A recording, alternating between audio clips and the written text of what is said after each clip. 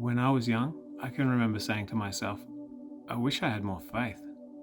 Now, I think faith was my number one concern because ultimately you can't stop the bad times from coming, but if you have more faith, then the bad times wouldn't be so bad, right?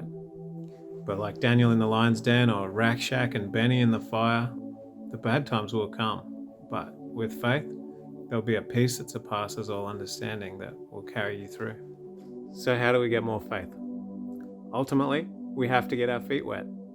Can you imagine how Peter's life would have been different if he didn't walk on water with Jesus? No, it's okay, Jesus. I don't need to get my feet wet. I'll just stay here in the boat. I trust you completely. Do you think that Peter's faith might have grown a little from that experience? Do you think that Peter would have gone on to be the leader that God had called him to be if he hadn't have taken that opportunity?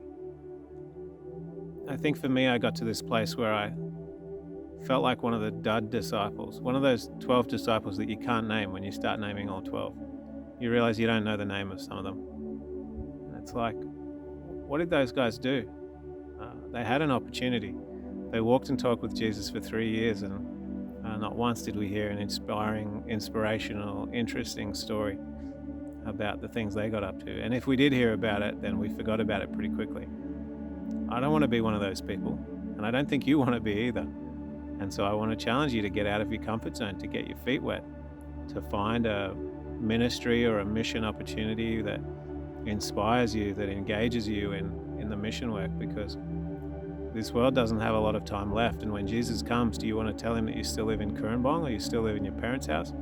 Or do you want to tell him that you took a chance and you decided to stretch your faith a little, and you went to another country or went to another place that was out of your comfort zone and uncomfortable, in order to use your gifts in ministry for him? One of my favorite quotes is that we have nothing to fear for the future except that we shall forget the way the Lord has led us in the past. But if the Lord hasn't led us in the past, or if he's tried and we haven't followed, then we've probably got a lot to fear about in the future.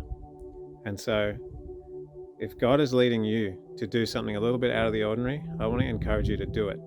And if God is leading you to come and join here in Finland on this project, I want you to get in touch with me, because there's a world of possibilities, potential, and faith growing experiences out there.